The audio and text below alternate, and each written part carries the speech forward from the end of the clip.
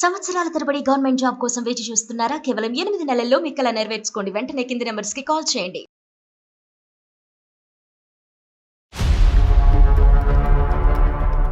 దాంట్లో మరి ఏమో తెలియదు కానీ కోవిడ్ లో మా బావగారు చనిపోయారు. మా చెల్లి కూడా కరోనా వల్ల ఇన్ఫెక్షన్ అయ్యి మా చెల్లి కూడా చనిపోయింది సార్.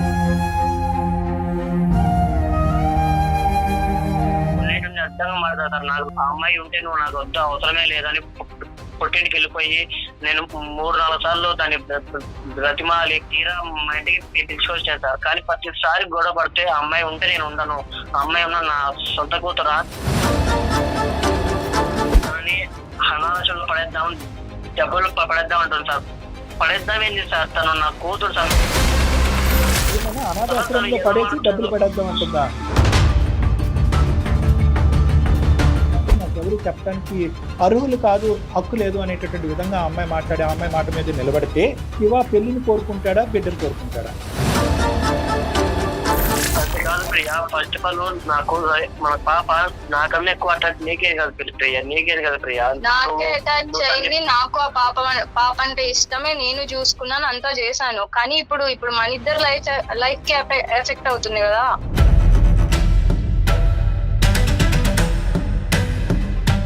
కొంత దూరం ప్రయాణం చేసిన తర్వాత ఈ బిడ్డను తీసుకెళ్లి అనాథాశ్రమంలో పడేయండి, కావాలంటే మనం డబ్బులు పడేద్దాం అనేటటువంటి విధంగా మాట్లాడే అంత భయంకరమైన మార్పులు ఏమొచ్చినాయి అన్న ఇక్కడ? ప్రతిసారి నన్ను బయటికి తీసుకెళ్ళినప్పుడల్లా ఆ పిల్ల వస్తుంది. ఇంకా మాకు కొత్తగా పెళ్ళైందన్న ఇదే లేదు మాకు. ఇప్పుడు అంటున్నారుగా, మీరే వింటున్నారుగా, పాప నా పాప అంటున్నారు. నాకు పాపలు వద్దా, నాకు పిల్లలు వద్దా? ఆమెకైనా ఆలోచన ఉండాలి కదా. దగ్గర పెట్టడమో, ఆర్గనైజేషన్ లో వేయడమో ఏదో ఒకటి చేయాలి కదా. ఎంతకాలం నా దగ్గర నీకు దండం పెడతాను తల్లి, పదే ఆర్ఫనేజ్ అనాథాశ్రమం అనే మాట అనకండి అమ్మా, అనకమ్మా.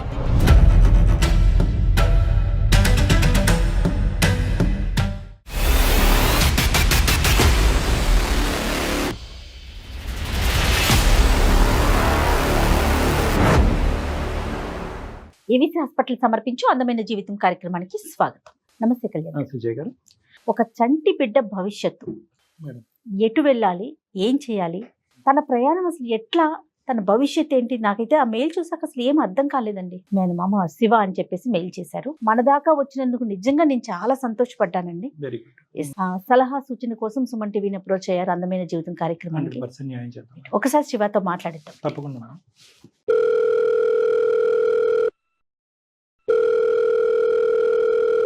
హలో, నమస్తే అండి, శివగారా మాట్లాడేది? యా అవును మేడం, మీరెవరు? నేను జయానండి, సుమన్ టీవీ అందమైన జీవితం ప్రోగ్రామ్ నుంచి కాల్ చేస్తున్నాను. ఓకే, థ్యాంక్ యూ మేడం, మీరు నా మెయిల్ కు రెస్పాన్స్ అయ్యి కాల్ చేశాను. డాక్టర్ కళ్యాణ్ చక్రవర్తి గారు ఉన్నారు నాతో Thank పాటు, you, ఒకసారి thank you, మాట్లాడండి. శివ గారు నమస్తే అండి. సార్ సార్ నమస్తే. అంటే పసిబిడ్డ భవిష్యత్తు గురించి అని ఒక పాయింట్ పెట్టారు కాబట్టి వెంటనే మేడం కూడా టేకప్ చేశారు. సార్ చెప్పండి సార్, ఏ విధంగా హెల్ప్ చేయగలం? మా ఫ్రమ్ వచ్చేసి చిత్తూరు సార్. నేను యాక్చువల్ గా హైదరాబాద్ లో సాఫ్ట్వేర్ జాబ్ చేస్తుంటాను సార్. నేను యాక్చువల్ గా నాకు మ్యారీడ్ అయింది సార్. మాది కోవిడ్ ముందు లవ్ సార్.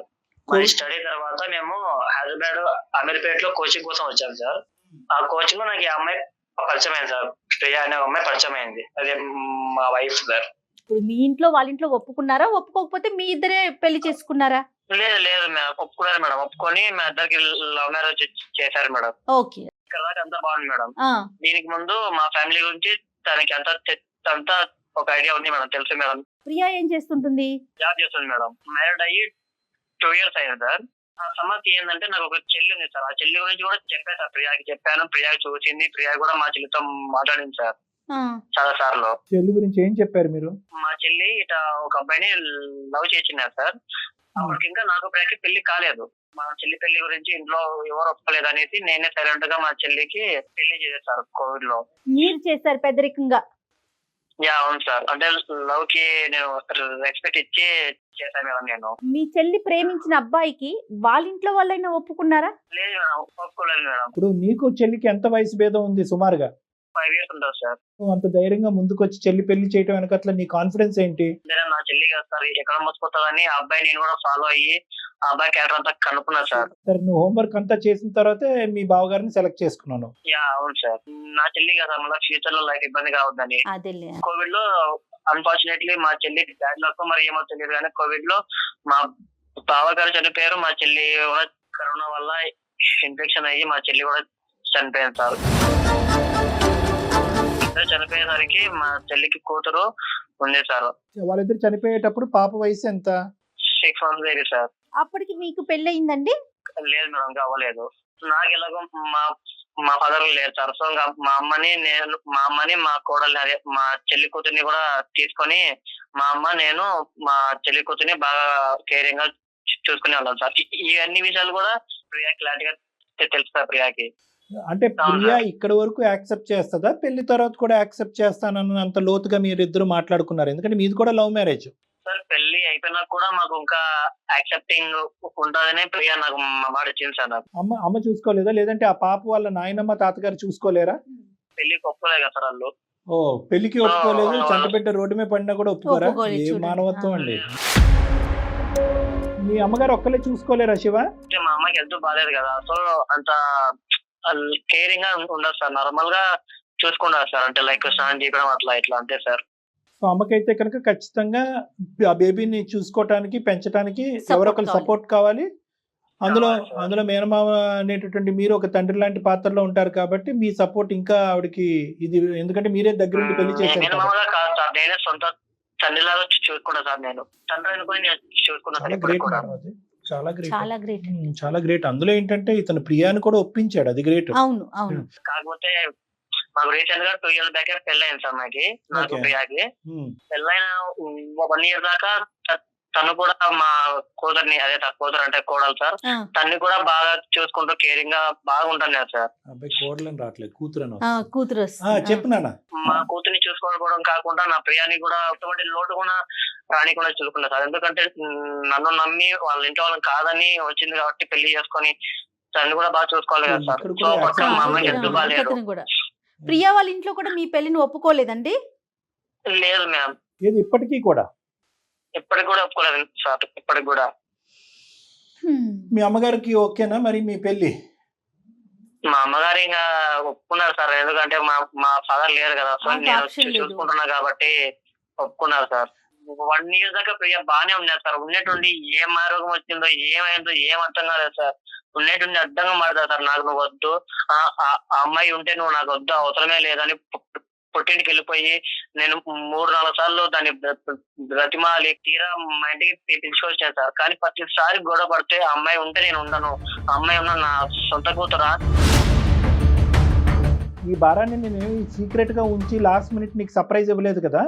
మొదటి నుంచి నువ్వు జాలిపడ్డావు, నేను జాలిపడ్డాను. దిక్కు మన ఇద్దరే ఆ అమ్మాయికి ఆ బిడ్డకి పెద్ద దిక్కుగా మనం ఉందామని నిర్ణయం తీసుకున్న తర్వాత ఈ మెట్టు కదా. మరి ఎందుకు యూటర్న్ తీసుకుంది ఈ అమ్మాయి? చెప్తున్నా సార్ దానికి అదే మొత్తం సార్. అమ్మాయికి ఏంది ప్రియా, నువ్వే స్టార్టింగ్ లో నువ్వు చూస్తూనే ఉన్నావు, నువ్వు ఒప్పుకున్నావు, నువ్వు ఒప్పుకుంటానే కదా నువ్వు నేను బాగున్నావు ఉన్నట్టుండి ఎందుకు ఇలా మారుతున్నావు నువ్వు ఏంది అని బతిమాలుతుంటే ఆ అమ్మాయి కావాలా నీకు నేను కావాలా అని పుట్టింటికి వెళ్ళిపోయింది సార్. అసలు దానికి ఏం మేరకు వచ్చినా అర్థం కాదు సార్. ఏమన్నా వాళ్ళ ఇంట్లో వాళ్ళు ఏమన్నా మేనేజ్ చేసినారా, వాళ్ళ ఫ్రెండ్సా, దిక్కు తెలియలేదు సార్. నాకు ఏం చేయాలో అర్థం కాలేదు సార్. నాకు పిల్లలు లేరు కదా బాబు? లేదు సార్. అంటే మేము 2 years వరకు వద్దనుకున్నాం. అంటే ప్రియాకి కంఫర్టబుల్ లేదని వద్దనుకున్నాం సార్. కాదు, ఇప్పుడు మనం ప్రియాతో మాట్లాడే ముందు మీ 1 year ఆఫ్ జర్నీ ఎలా ఉంది?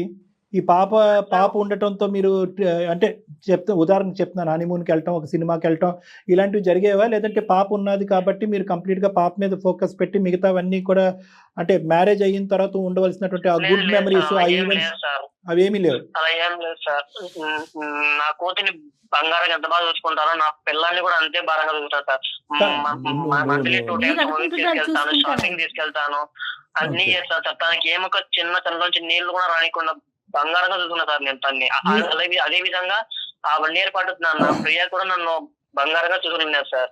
అయితే ఇప్పుడు పసిబిడ్డను పెంచడం అంటే మాటలు కాదండి, ఓపిక, ఓర్పు, చూసుకునేంత సత్తువ ఇవన్నీ ఉండాలి. మరి ఫైనాన్షియల్ గా మీరు ఓకేనా? అంతా ఓకే మ్యామ్. ఫైనాన్షియల్ గా ఓకే, మా ఫ్యామిలీగా ఓకే. అంటే లైక్ నా భార్య, నా కూతురు, మా అమ్మ అంతా ఓకే మ్యామ్. అంతా మాకు సొంతంగా ఇల్లు కూడా ఉంది కాబట్టి ఇంకా ఏ ఇబ్బంది ఉండదు మేడం మాకి. స్లోగా ఈ అమ్మాయి యొక్క రిలక్టెన్స్ పెరిగిందా, లేదంటే ఒకే దెబ్బకి సంవత్సరం తర్వాత నాకు ఈ అమ్మాయి కానీ మీ పెళ్లి కానీ తేల్చుకోలేక అన్నది చెప్పిందా? 1 year అంటే కొన్నాళ్ళు దాటి బానే ఉన్నారు సార్. ఉన్నట్టుండి స్లోగా తనతో కేర్ అంటే నా కూతురి సరిగ్గా చూసుకోకపోవడం కాకుండా మేము మెల్లమెల్లగా నాతో మాట్లాడడం తగ్గించింది సార్. నాతో మాడడం తగ్గించింది. ఎక్కువ Slow గా build up ఎవరు అయ్యింది. మాట్లాడడం influence ఫోన్ లో అయ్యిందా? మాట్లాడుతూ నేను ఉండను అది ఇదని నాకు తెలియకుండా సరిగ్గా వాళ్ళ ఇంట్లో వాళ్ళతో ఫోన్ మాట్లాడుతూ ఇది మా పరిస్థితి, సారీ మా నేను మిమ్మల్ని బ్రహ్మదేవుడు ఒప్పుకుంటే దిగొచ్చినా బాగుండు. కూడా ఇన్ఫ్లుయెన్స్ అవ్వకూడని సబ్జెక్ట్ మేడం ఇది. ప్రేమించి పెళ్లి చేసుకున్న తర్వాత కాదు, దానికి ముందు కూడా మీ నాన్నగారు లేకపోవడం, మీ అమ్మగారి యొక్క ఆరోగ్య పరిస్థితి ఆ అమ్మాయి దగ్గరుండి చూస్తుంది. మీ అమ్మగారు సింగిల్ హ్యాండెడ్ గా ఈ బేబీని మేనేజ్ చేయలేదనేది తెలుసు.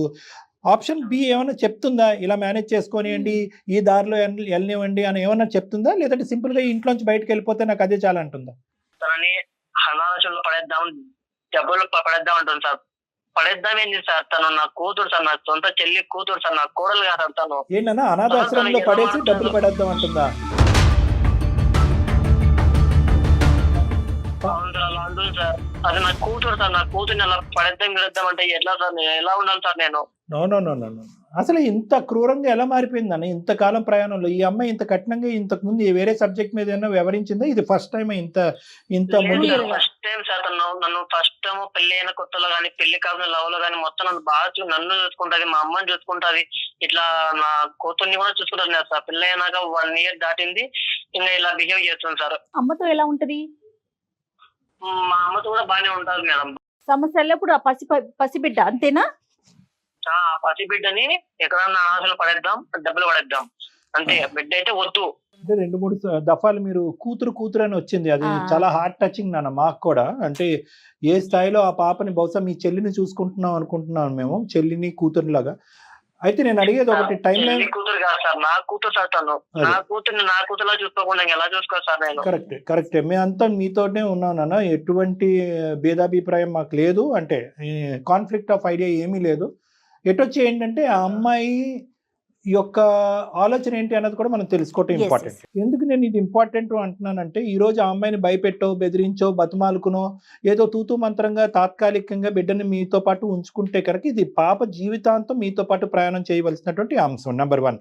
నెంబర్ 2, ఎందుకు ఇది చాలా లోతుగా ఆలోచించి ఆ అమ్మాయి యొక్క అభిప్రాయం తెలుసుకుని మనం ముందుకెళ్ళాలి అని అంటున్నానంటే, రేపొద్దున ఈ అమ్మాయి గర్భవతి అయ్యి మీకు ఒక బిడ్డ వస్తే కనుక ఆ బిడ్డ వర్సెస్ ఈ బిడ్డ ఎలా చూస్తుంది అనేటటువంటిది కూడా ఒక మానసిక పరమైనటువంటి పరిస్థితి. ఎందుకంటే కనుక ఈరోజు ఈ అమ్మాయి మన మాటల వల్ల కన్విన్స్ అయ్యి ఆ అమ్మాయిని యాక్సెప్ట్ చేసి చూసుకోవటం ప్రారంభించిన తర్వాత, తన బిడ్డకు అన్న తర్వాత రేపొద్దున ఎంత కాదనుకున్నా కూడా ఇటువంటి మెంటల్ స్టేట్ ఉన్నప్పుడు ఇద్దరికి మధ్యన ఒక కంపారిజన్, నా బిడ్డ వర్సెస్ ఇంకొకరి బిడ్డ అనేది వస్తుంది. చిన్న చిత్తగా గొడవలు అవుతూ ఉంటాయి. అప్పుడు ఎవరిని సపోర్ట్ చేస్తుంది, ఇద్దరిని ఎటువంటి స్కూల్కి పంపిస్తుంది, ఎంతవరకు ఇద్దరిని చదివిస్తుంది, రేపొద్దున పెళ్లిళ్ళు చేసేటప్పుడు ఎవరికి ఎంత ఖర్చు పెడుతుంది, ఇలాంటి రకరకాల అంశాలు ఉంటాయి. సో ఈ అమ్మాయిని ఒకప్పుడు మనం అందమైన జీవితం ద్వారా టేకప్ చేసి ఈ అమ్మాయితో మాట్లాడి ఈ అమ్మాయిని కన్విన్స్ చేయగలిగితే కార్పెట్ కన్విన్సింగ్ అన్నమాట. అంటే మొత్తం ఆల్ ఆస్పెక్ట్స్ కన్విన్స్ చేసి ఆ అమ్మాయిలో ఒక లోతైనటువంటి, ఒక బలమైనటువంటి, ఒక దీర్ఘకాలికమైనటువంటి, ఒక జీవితాంతం ఉండేటటువంటి ఒక అసలు సిసలైనటువంటి మార్పు వస్తేనే ఈ రోజు ఈ ఎపిసోడ్కి సార్థకం. లేదు అంటే కనుక ఐ డోంట్ థింక్ సో. తాత్కాలికమైతే కుదరదు కళ్యాణ్ గారు, ఒక తల్లిగా స్వీకరించగలిగితేనే. పూర్తి స్థాయి ప్రియాతో కనుక మనం మాట్లాడితే తన ప్రయారిటీ లెవెల్ ఎలా ఉంది శివ దగ్గర? ఎందుకు తను అప్పటి వరకు బాగుండి 1 సంవత్సరం నుంచి తనలో మార్పు ఎందుకు వచ్చింది? తను అసలు ఏం ఊహించుకుంటోంది, తిను ఎంతవరకు ఫీల్ చేశాడు ఒక భర్తగా అనేది కూడా మనం ఒక్కసారి తెలుసు. ఒకప్పుడు ససేమిరా నేను ఇది అంగీకరించను, అందమైన జీవితం లేదు, ఎవరు లేరు, నాకు ఎవరు చెప్పడానికి అర్హులు కాదు, హక్కు లేదు అనేటటువంటి విధంగా ఆ అమ్మాయి మాట్లాడి ఆ అమ్మాయి మాట మీద నిలబడితే ఏంటి శివ పెళ్లిని కోరుకుంటాడా, బిడ్డను కోరుకుంటాడా? అలా అంటే కష్టం సార్. ఎందుకంటే అది నా కూతురు, ఇది నా లైఫ్ సార్. నాకు ఇద్దరు కావాలి సార్. నువ్వు మాకే చిక్కుముడేసావు. ముందు తన మాటల్లో వింటే కదా అర్థమవుతుంది శివ. తనతో మాట్లాడినా డాక్టర్ గారు ఒకసారి మరి లైన్ కనెక్ట్ చేయమన్నాం. శివ ఒకసారి మీ వైఫ్ కి ఫోన్ చేస్తారా, మాట్లాడదాము. మేడం సారీ మేడం, తెచ్చుకుంటాను. నాతో గొడవడి పుట్టిన వెళ్ళిపోయినా, నా నెంబర్ అన్ని బ్లాక్ చేసింది మేడం. ఎన్ని రోజులు అవుతుంది? మీకే షేర్ చేస్తాను, మీరే కాంటాక్ట్ పెట్టండి మేడం. సరే కావాలి మేడం. ఓకే నేను మాట్లాడతాను, కానీ అసలు ఎన్ని రోజులు అవుతుంది అమ్మాయి వెళ్ళిపోయి? దగ్గర 2 months అయిపోయింది మేడం వెళ్ళిపోయి. ఇప్పటి వరకు నాతో ఫోన్ లేదు, మెసేజ్ లేదు, ఏం లేదు మేడం. ఓకే ఓకే సరేనమ్మా నెంబర్ నెంబర్ మీకు పంపించండి. వాట్సాప్ పెడతాను మేడం. అయితే నేను మీరే ఆ. కాల్ చేసి కంప్లైంట్ పెట్టండి మేడం. ఆ, ప్లీజ్ పెట్టండి. మేడం. పెట్టండి, ఇక్కడి పెట్టండి నుంచే అమ్మా. మాట్లాడదాం.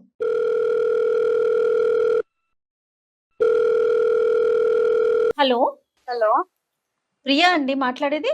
అవునండి, మీరెవరు? నేను జయానండి, అందమైన జీవితం ప్రోగ్రామ్ నుంచి కాల్ చేస్తా ఉన్నాను, సుమన్ టీవీ. ఓకే, నాకెందుకు ఫోన్ చేస్తారండి? ఎవరికైనా ఒక సమస్య ఉండి దానికి పరిష్కారం కావట్లేదు, ఒక సలహా సూచన కావాలన్నప్పుడు మా ప్రోగ్రామ్ కి అప్రోచ్ అవుతారు. అట్లా మీ హస్బెండ్ మాకు మెయిల్ చేశారండి. మా వరకు ఈమెయిల్ పంపించే అంత సమస్య ఏమైనా మీకు ఉందని మీరు అనుకుంటున్నారా? సమస్య అంటే మా మధ్య డిస్టర్బెన్సెస్ జరుగుతున్నాయండి, కానీ అట్లా మధ్యలో మిమ్మల్ని యాడ్ చేసి ఇట్లా చేయాల్సినంత అవసరం లేదు. కానీ తను ఎందుకు చేశాడో నాకు తెలీదు. ఇప్పుడు అవసరం లేదు అనుకుంటే అవసరం లేదు, అవసరం ఉంది అనుకుంటే అవసరం ఉంది. బహుశా నువ్వు కూడా మా లాంటి వాళ్ళకి ఈమెయిల్ చేసి ఉంటే కనుక ఈ సమస్యకి ఆల్టర్నేటివ్ రూటు లేదంటే ఈ సమస్యకి వేరే పరిష్కారం మనకు దొరుకుండేదేమో. 2 నెలల పాటు మీరు దూరంగా ఉంటూ మీ ప్రేమించి పెళ్లి చేసుకునే మీరిద్దరు, పెద్దల్ని బలవంతంగా లేదంటే ఇష్టపూర్వకంగా ఒప్పించినటువంటి మీరిద్దరు ఈరోజు విడిపోయి 2 నెలల పాటు దూరంగా ఉండి ఫోన్లు అన్నీ బ్లాక్ చేసుకుని కూర్చుంటే ఎటువంటి పరిష్కారం దొరుకుతుందని మీరు అనుకుంటున్నారు? అలాంటి దొరకనటువంటి సందర్భాల్లో, అలాంటి క్లిష్టమైనటువంటి సందర్భాల్లో మా గోటి వాళ్ళు వచ్చి హెల్ప్ చేయడానికి చేసేటటువంటి ఒక ట్రాన్స్పరెంట్ జాబ్ అమ్మా. దీని వెనకాతల ఎటువంటి నెగిటివిటీ అంటూ ఏమీ లేదు. అండ్ 1 సైడెడ్ గా ఒకరితో పుచ్చుకొని కూడా మేము మాట్లాడమండి. అతను మాకు కంప్లైంట్ అంటూ చేయలేదమ్మా. నేను ప్రేమించినటువంటి ప్రియ, అమితంగా ప్రేమించినటువంటి ప్రియ, మనస్ఫూర్తిగా ప్రేమించినటువంటి ప్రియా ఈజ్ మై లైఫ్ అని 1-2 సార్లు అన్నాడు మాతో మాట్లాడుతున్నప్పుడు. అలాంటి ప్రియాలో ఒక కొత్త మలుపు అనేది వచ్చింది ఒక 1 ఇయర్ బ్యాక్, లేదంటే ఈ మధ్యకాలంలో ఎప్పుడైతే.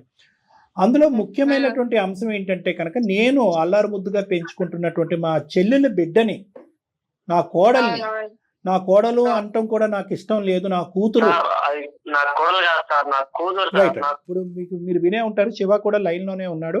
ఎందుకంటే కనుక ఆ అబ్బాయి ఎంత ఫోన్ చేసినా కూడా మీరు ఫోన్ ఎత్తకపోవటం వల్ల ఇలాగా ఇంకో దారిలో మేము ఇలా కాన్ఫరెన్స్ కాల్ కలిపేటటువంటి పరిస్థితి ఏర్పడిందమ్మా. సో ఆ బిడ్డ వచ్చిన తర్వాత మీ ఇద్దరి మధ్యన కొంతకాలం బాగానే ఉన్న తర్వాత మళ్ళీ మీ ఇద్దరి మధ్యన డిఫరెన్స్ ఆఫ్ ఒపీనియన్ వచ్చి ఈరోజు ఈ ఇబ్బందికరమైన పరిస్థితి వచ్చింది, నా సమస్యకి పరిష్కారం చెప్పండి, నాకు ప్రియా కావాలి, నా కోడలు కావాలి అని అంటున్నాడు. కోడలు అతను ఉద్దేశంలో కూతురు. ఏమంటావమ్మా, ఏంటి ఈ పరిస్థితికి, ఏంటి నీ ఆలోచన ఏంటన్నది నువ్వు విడమర్చి మొత్తం అంతా చెప్పు. ఇందాక జయ మేడం చెప్పినట్టుగా మేము అటు ఇటు ఎటు లేము, న్యూట్రల్ పొజిషన్లో ఉన్నాం మేము. లేదండి, లేదు. ఆ పాప ఉన్నంత కాలం నేను ఆయన దగ్గరికి వెళ్ళను. ఓకే అమ్మా, అది మేము విన్నాము, అతను నోటి వెంట విన్నాము. అంతేకాదు ప్రియా, ఫస్ట్ ఆఫ్ ఆల్ నాకు మన పాప నాకన్నా ఎక్కువ అటాచ్ నీకే కదా ప్రియా, నీకే కదా ప్రియా. నాకే అటాచ్ అయింది, నాకు ఆ పాప అంటే ఇష్టమే, నేను చూసుకున్నాను, అంతా చేశాను. కానీ ఇప్పుడు మన ఇద్దరు లైఫ్ కి ఎఫెక్ట్ అవుతుంది కదా.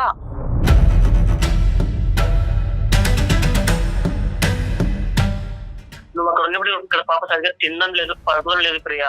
అసలు నువ్వు ఉన్నట్టు ఎందుకు మారిపోయినావు ప్రియా? ఇంకెంతకాలం మా పిల్లతోటి, ఇంకెంతకాలం చెప్పు. చిన్నప్పుడు అంటే సరే చిన్నగా ఉంది చూసుకున్నా. అవును, చిన్న పిల్లని పుట్టిన వెంటనే నేను చూసుకున్నా. నేను చూసుకోలేదని అనట్లేదు కదా. ఇంకెంతకాలం చూసుకోవాలి? మనకి పిల్లలు ఉండాలి, మనకి అన్ని ఉండాలి కదా, మనకి ఒక లైఫ్ ఉండాలి కదా. తక్కువ చేశాను చెప్పు, నేను తక్కువ చేశాను? నువ్వు తక్కువ చేయలేదు, ఏం చేయలేదు. కానీ ఆ పిల్ల అయితే వద్దు మన ఇద్దరి మధ్యలో. మనకి పిల్లలు ఉండాలా వద్దా? నేను వద్దలేదు కదా ప్రియా, మన పిల్లలు అట్టి చూసుకుంటూ అంటున్నా కదా. ప్రియ ఓపిక ఒక 2 నిమిషాలు విను తల్లి. నీకు నచ్చినా నచ్చకపోయినా ఒక 2 నిమిషాలు వింటే కనుక నీకే ఐ ఓపెనర్ అవుతుంది. ఆ తర్వాత మీ స్వీయ నిర్ణయం, ఎవరు దానికి అడ్డుపడేటటువంటి అవకాశం లేదు. ఎందుకంటే కనుక అతను ఎంత జాలిపడి ఎంత దుఃఖంలో అతను మునిగిపోయాడో ఈక్వలెంట్గా నువ్వు కూడా అదే బాధను చూపెట్టావు. బాధను చూపెట్టేటప్పటికీ అతను ఏమనుకున్నాడంటే ఈ బాధ ఈజ్ ఈక్వల్ టు యాక్సెప్టెన్స్ అనుకున్నాడు. అంటే జీవితాంతం నువ్వు యాక్సెప్ట్ చేస్తావు, మన ఇద్దరం కలిసి ఉన్నంతకాలం నువ్వు యాక్సెప్ట్ చేస్తావు ఆ బిడ్డని అన్నట్టు ఉద్దేశంతోనే అతను ముందుకు అడుగు పెట్టాడు. కానీ ఈ పెళ్ళి అయిన తర్వాత ఈ మలుపు అనేది ఏదైతే ఉందో 1 ఇయర్ తర్వాత అది అతను జీర్ణించుకోలేకపోతున్నాడు. బ్రేకులు వేసి ఇష్టం లేదు అనుకుంటే కనుక అసలు మీరిద్దరు కలిసే ప్రయాణం చేస్తారు, లేదంటే ఆ బిడ్డతోనే అతని జీవితం ముందుకెళ్ళి ఉండేది అనేది అప్పుడే తేల్చుకుని ఉండేవారు కదా. కొంత దూరం ప్రయాణం చేసిన తర్వాత ఈ బిడ్డను తీసుకెళ్లి అనాథాశ్రమంలో పడేయండి, కావాలంటే మనం డబ్బులు పడేద్దాం అనేటటువంటి విధంగా మాట్లాడే అంత భయంకరమైన మార్పులు ఏమొచ్చినాయి అమ్మ ఇక్కడ? అది కాదండి, వస్తది.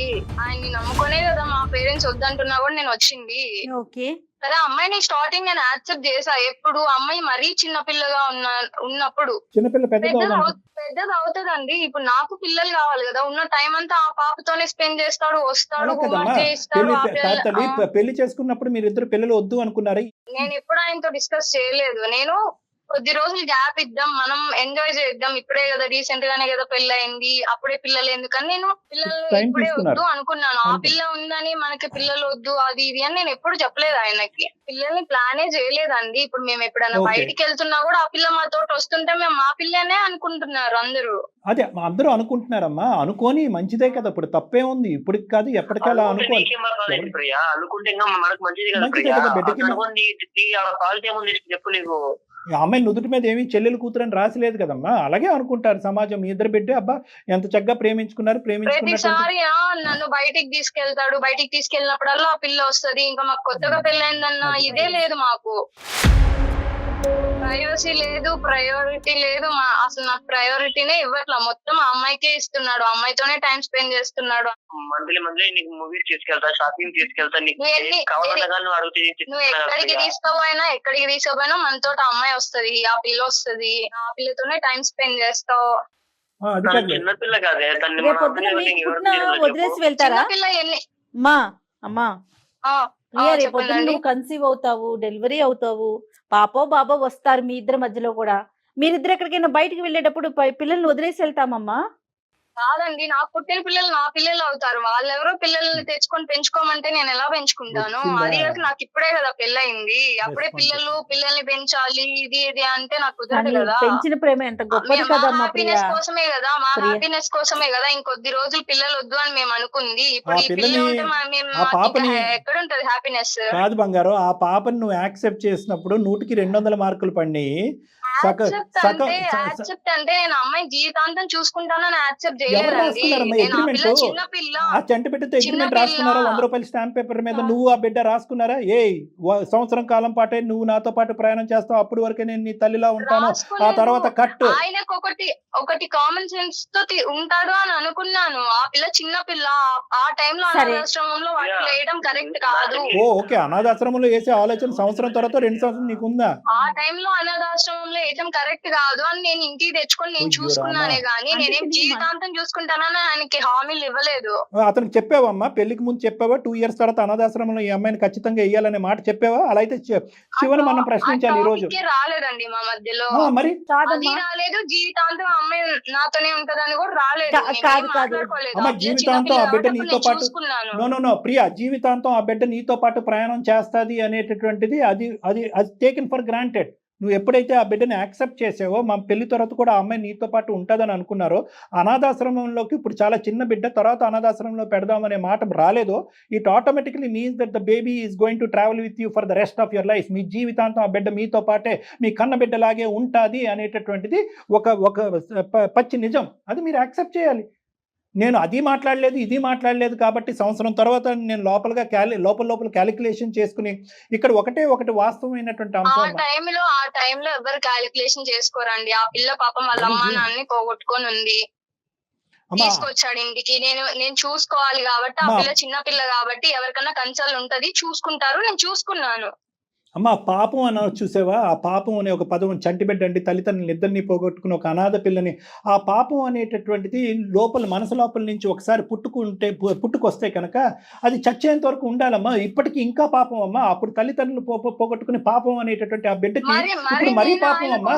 ఆయన కోసం నా తల్లిదండ్రులను వదిలేసి వచ్చాను కదా. వినండి అమ్మా. వినండి, నేను 2 పాయింట్లు చెప్తాను. శివ ఒక్క నిమిషం ఆగి. శివ నాకు పొట్టి ఒకటి తినే చూసుకుంది. ఇప్పుడు నా పాప ఏమో తినే అమ్మ అంటుంది. ఇప్పుడు ఏమో ఇదేమో వదిలేసి వెళ్ళిపోయింది. ఇప్పుడు నా కూతురు ఏమో సరిగ్గా తినడం లేదు, పడుకోవడం లేదు, మాట వచ్చి అమ్మ అని అంటుంది. సార్ ఇప్పుడు నేను ఏం చేస్తాను నేను? మరి ఇప్పుడు తల్లిదండ్రులను దురదృష్టం కొద్ది పోగొట్టుకుంది. ఇప్పుడు మీ అందరూ ఆలోచన శైలిని మారిపోయి ఆ అమ్మాయిని మళ్ళీ 2వ సారి అనాథం చేస్తున్నారు మీరు. ఇదేం బాలేదు. ఇప్పుడు మొత్తం ఆ పాపతోనే ఉంటే ఇప్పుడు అంటున్నాడుగా, మీరే వింటున్నారుగా, పాప నా పాప అంటున్నారు. నా పాపలు వద్దా? నా పిల్లలు వద్దా?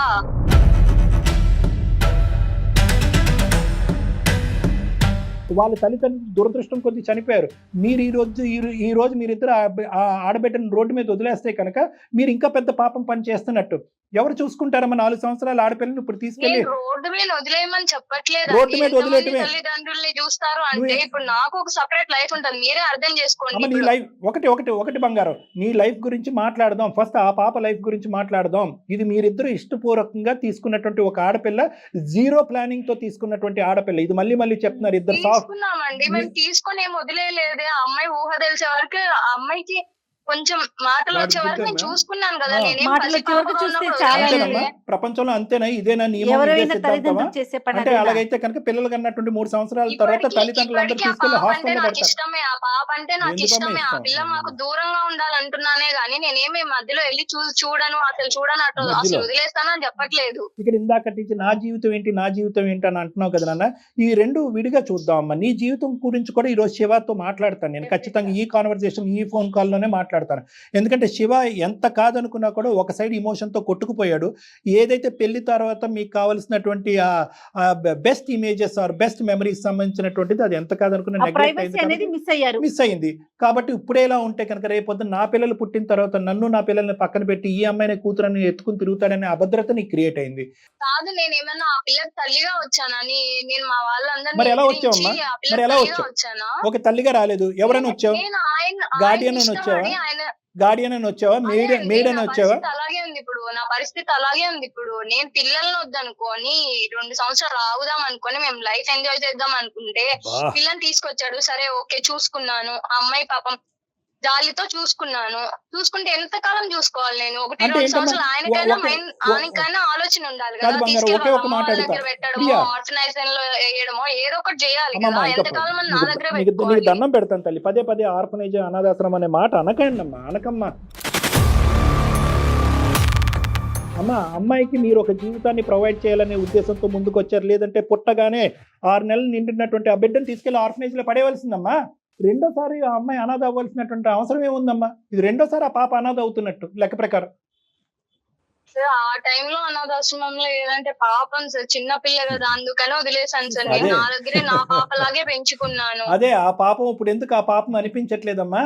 నీ మనసులో ప్రేమ ఉంది. 1 సంవత్సరం పాటు, ఇందాక నేను ఒక మాట అన్నాను, సంవత్సరం పాటు నువ్వు అన్నం ముద్ద పెట్టావు, 3 పూట్ల పాపకు తినిపించావు. నీ మనసులో లేదా మమకారం? చెప్పు, ఎందుకు దాచిపెట్టు? నాకు ఉంది సార్, నాకు ఇప్పుడు కూడా ఆ పాప అంటే ఇష్టమే. నా పిల్లల్ని ఎక్కడ దూరం పెడతాడా, ఆ పాపకే ప్రయారిటీ ఇస్తాడా అని నా భయం తప్ప నాకు ఆ పాప అంటే చాలా ఇష్టం.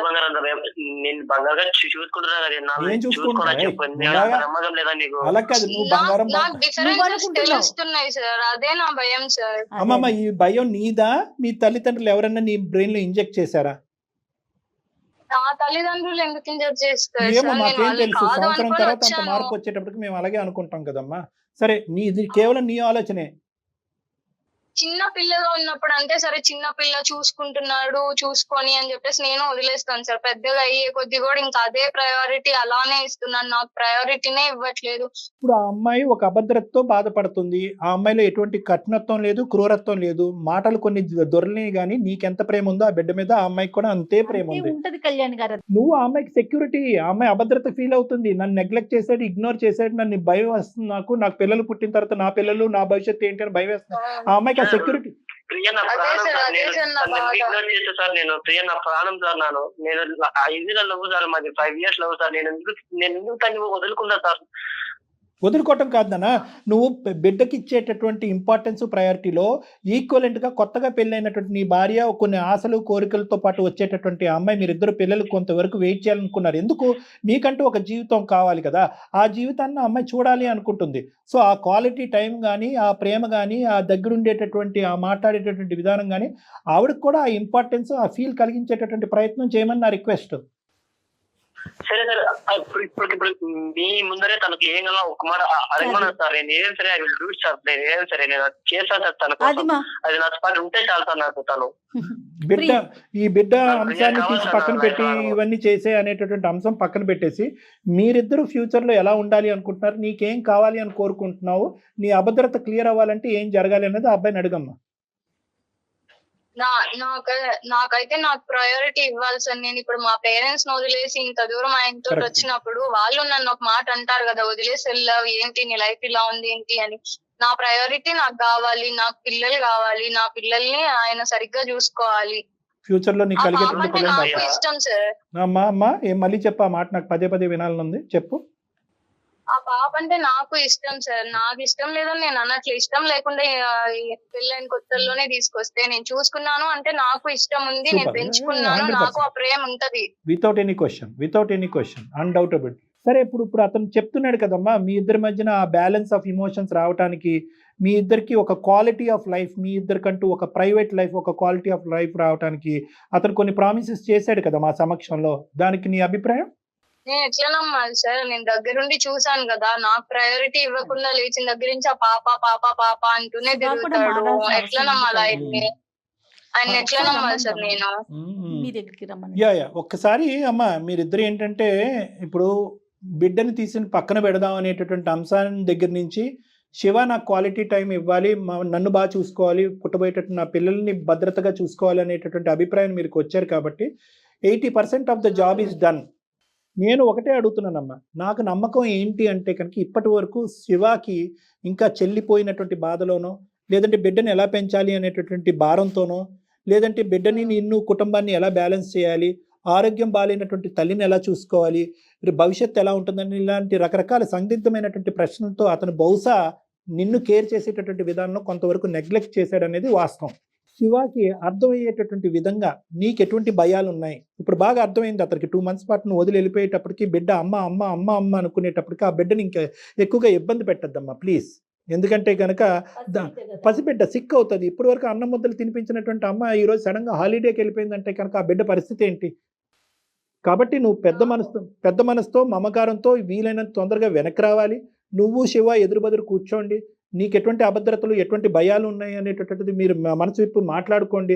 నేను అనుకోవటం ఇక్కడ ఉన్న వాళ్ళందరికంటే బాగా శివ గురించి తెలిసినటువంటి వ్యక్తి ఎవరంటే అది నువ్వు మమ్మల్ని అడగక్కర్లేదు శివ మీద నాకు నమ్మకం లేదని చెప్పి. శివ ఏం 10 సార్లు 1కి 10 సార్లు నిన్ను మోసం చేసి నట్టేటి ఎప్పుడు ముంచలేదు. సో అడగవలసినటువంటి విధంగా శివని అడుగు, ఇవ్వాల్సినటువంటి విధంగా శివ ఇస్తాడనే నమ్మకం నాకుంది.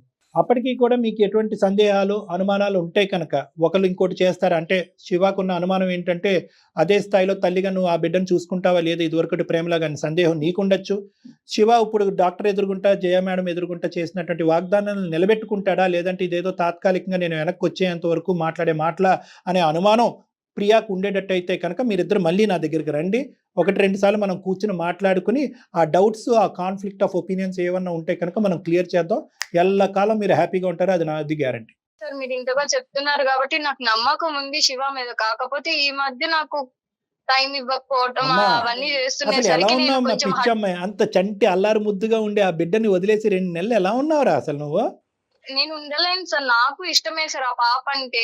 కానీ నా లైఫ్ ఎక్కడ స్పాయిల్ అవుతుందా, నా పిల్లల ఏం లైఫ్ ఎక్కడ కాదమ్మా, స్పాయిల్ అవుతుందా? మనం చేసే మంచి మనకు తిరిగి వస్తుందమ్మా. ఎప్పుడు అది ఒకటి నమ్మండి ప్లీజ్ దయచేసి. నువ్వెంత అదే మంచి సార్. పని చేసావు, ఎంత అద్భుతమైన పని, సూపర్ పని.